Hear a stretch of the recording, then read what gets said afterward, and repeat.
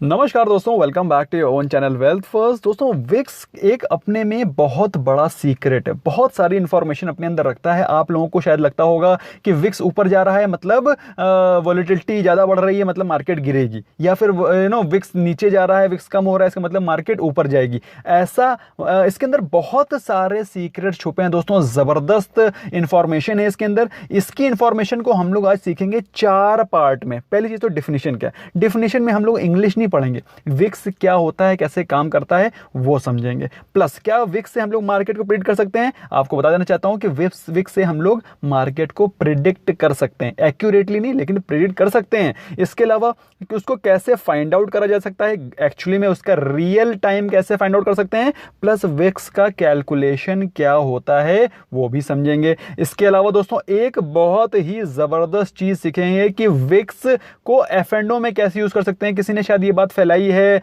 काफी सारे मेंबर्स से पूछे थे, सर किसी ने बताया कि एचडीएफसी बैंक का पुट ले लो, पता नहीं क्या पुट ले लो कि कॉल ले लो, आई डोंट नो व्हाट, और उससे आप डेली पैसे कमा सकते हो।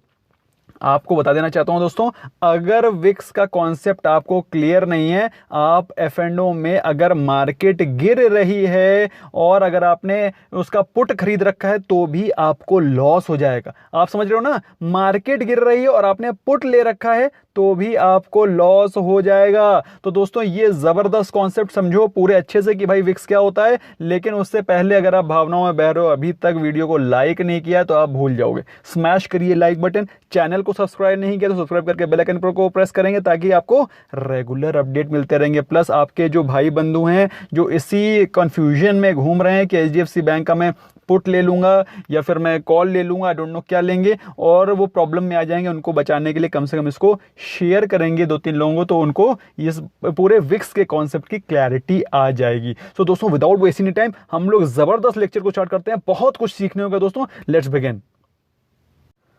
तो दोस्तों इस आशा के साथ कि आपने स्मैश कर दिया होगा लाइक बटन को और बेल आइकन को, हम लोग सीखते हैं सबसे पहले चीज विक्स की डेफिनेशन। डेफिनेशन मतलब इंग्लिश नहीं, कैसे काम करता है। So let's go straight away to the definition of Investopedia. So दोस्तों ये है आपके सामने इन्वेस्टोपीडिया की डेफिनेशन, बहुत ही अच्छे से दी हुई है इसलिए मैं आपके लिए लेकर के आया हूँ। विक्स क्या है? विक्स है वोलाटिलिटी इंडेक्स ऑफर इस रियल टाइम मार्केट इंडेक्स। मतलब जो आज विक्स है वो हो सकता है कल ना हो, जो कल है वो हो सकता है परसों ना हो, बल्कि जो आज मॉर्निंग में है वो हो सकता है एंड ऑफ द डे ना हो। तो क्या है ये रियल टाइम मार्केट इंडेक्स है जो कि आपको मार्केट की अगले 30 दिन की फॉरवर्ड लुकिंग वॉलेटिलिटी को दिखाता है। अब आपको मैं इसको समझाता हूं इसका मतलब क्या है। आपको जैसे वॉलेटिलिटी दिख रही है, विक्स दिख रहा है 60%, दिख रहा है कि नहीं दिख रहा है, इसका मतलब ये नहीं है कि मार्केट आज 60% ऊपर नीचे जा सकती है या फिर मार्केट 30 दिन में ऊपर नीचे जा सकती है। 60% विक्स का मतलब होता है कि मार्केट एक साल के अंदर या तो 60% ऊपर जा सकती है या तो फिर 60% नीचे जा सकती है। ये चीज क्लियर हुई कि नहीं क्लियर हुई? 60% वॉलेटिलिटी इंडेक्स का मतलब है 60% of market fluctuation with in 1 year. ये चीज क्लियर हो गई आपको।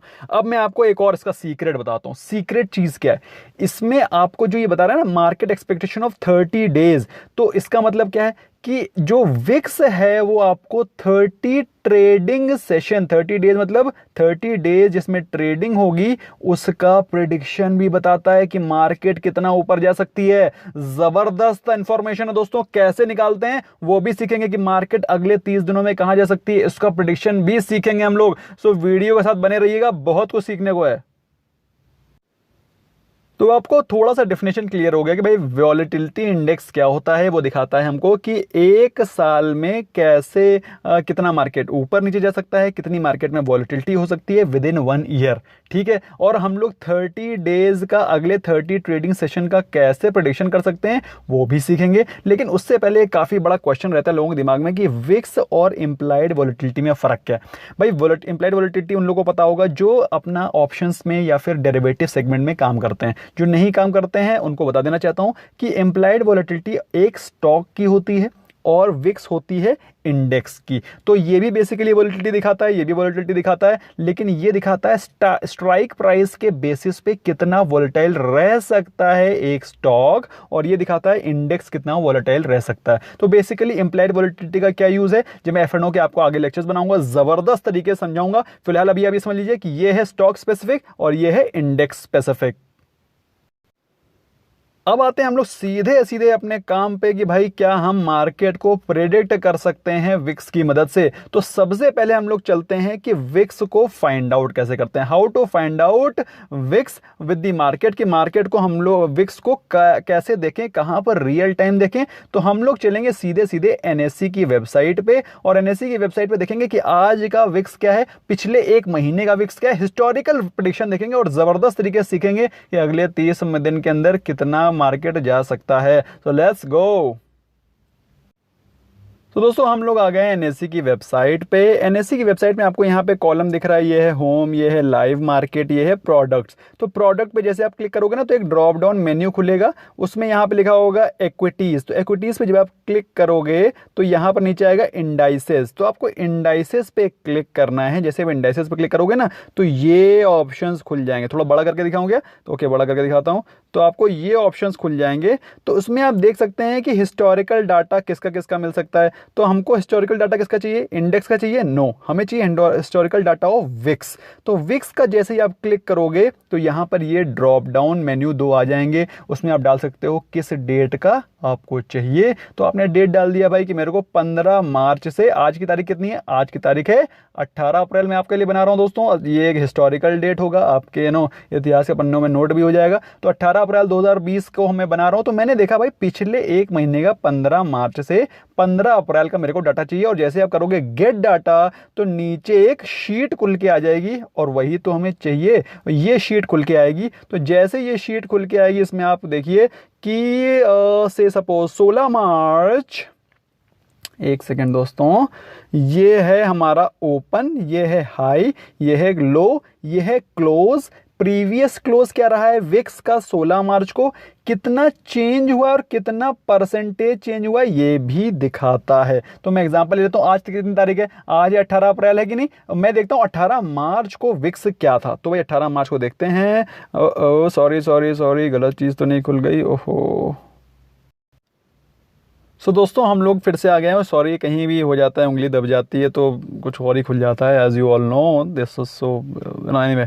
तो हम लोग आज देखते हैं 18 मार्च। 18 मार्च को क्या थी वॉलेटिलिटी, ऑलमोस्ट आप देख सकते हैं कि 16 मार्च को थी 51, 58, 68, 62, 67, 70, 80 तक चली गई थी भाई वॉलेटिलिटी। आप देख सकते हैं 25 मार्च को 83 वाज दी विक्स। तो 83 भी हो चुका है, 64 नीचे थोड़ा देखते हैं। फिर उसके बाद 1 अप्रैल से थोड़ा सा वॉलेटिलिटी कम होना शुरू हो गई है। तो फिर उसका 60 हो गई, 55 इस समय चल रही है। ऑलमोस्ट 17 अप्रैल को थी 46। तो अगर हम लोग देखें तो ओवरऑल अगर हम लोग पूरे का एवरेज मिला लेंगे तो 60 के आसपास, 65 के आसपास, 18 अप्रैल को भी 63 के आसपास थी। तो 65 की वॉलेटिलिटी को ले लेते हैं कैलकुलेशन के लिए कि 65 की वॉलेटिलिटी थी ऑन 18th ऑफ मार्च, और 18th ऑफ अप्रैल को आते आते तक कितना मार्केट आ सकता था, क्या हम प्रिडिक्ट कर सकते थे।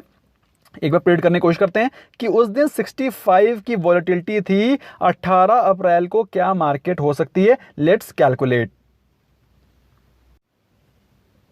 तो आपको लग रहा होगा कि भाई 65 की वॉलेटिलिटी थी, अगर वो 12 महीने की है तो उसको डिवाइड बाय 12 कर देंगे तो एक महीने का आ जाएगा। हो जाएगा कि नहीं हो जाएगा। लेकिन आपको इसमें 2 चीजें बताना चाहता हूं, ध्यान में रखना कि भाई मार्केट में एक महीने में कितने ट्रेडिंग सेशन होते हैं, मुश्किल से 17 या 18 होते हैं। 17-18 होते हैं कि नहीं होते हैं, क्योंकि उसमें 5 दिन तो ट्रेड होता है। तो 5 दिन में भी छुट्टी उट्टी हो जाती है। तो 5 4 जा 20 हुआ, 5 4 जा 20 हुआ कि नहीं हुआ। 20 में भी एक छुट्टी निकल गई तो आपके 17-18 ट्रेडिंग सेशन ही बचते हैं। अब 17-18 ट्रेडिंग सेशन में भी अगर आप देखते हैं तो 18 × 2 करो तो आपका आया 36। तो एक महीने में मतलब 30 डेज के पीरियड में ऑलमोस्ट 2 महीने 2 मंथ्स कवर हो जाते हैं कि नहीं हो जाते हैं। ओके, तो ये चीज तो आपको पहली चीज क्लियर हो गई। तो हमको जब मैंने निकालनी है महीने में कितना चेंज आ सकता है, 60%, 65% अगर पूरे साल में वोलेटाइल हो सकता है तो एक महीने में कितना डिफरेंस आएगा। तो हमें करना क्या है, हमें करना है square root of 12, square root of 12 करना है। ये आप समझ लो कि इसका कैलकुलेशन इसी प्रकार से होता है। तो 3.46 आया, तो 3.46 अब हमको करना है 65 को डिवाइडेड बाय 3.46 हो गया। तो कितना आया 18.84। 18.84 कितने पीरियड का है, 2 महीने का, क्योंकि हमको 30 ट्रेडिंग सेशन लेने हैं ना। 30 ट्रेडिंग सेशन कितने दिन में आते हैं, 2 महीने में। तो इसको डिवाइड कर लेते हैं हम लोग, ऑलमोस्ट डिवाइड बाय 2 करोगे तो 18.84 को डिवाइड बाय 2 करो तो कर लेते हैं 18.8 हो गया, almost close to 19, round off कर लेते हैं इजी के लिए।